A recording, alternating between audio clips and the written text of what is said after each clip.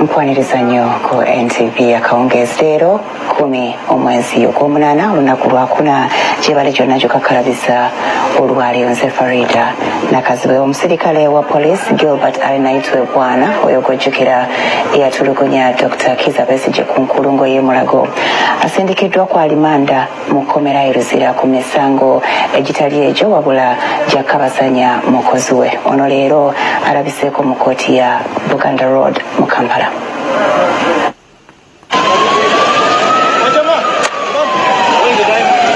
Omusirikale wa poliisi ono ali ku ddala ly'obwa superintendent Gilbert Alinaitwe Bwana yakyaka nnyo mu mwaka gwa 2011 bwe yakwatibwa Kataami ng'akutte ennyondo akuba endabirwamu ya mmotoka ya Dr. Kizza Besigye era oluvannyuma n'abaako byamufuuyira mu maaso. Bino byali kumpi n'enkulungo y'e Mulago mu kikolwa ekyawawaaza amatu g'abantu bangi.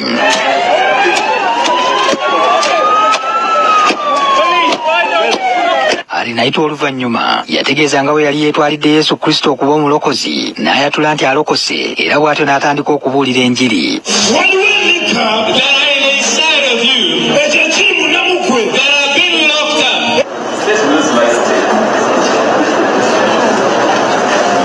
Olwaleero Alinaitwe alabiseeko ku kkooti ya Buganda Road naggulwako emisango gy'okukusa n'okukweka omukazi ow'emyaka 23 n'ekigendererwa eky'okumukabasanya.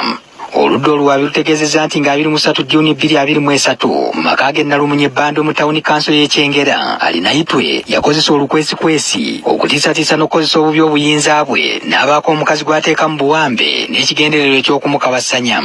Alinaitwe wabula emisango gino agyegaanye.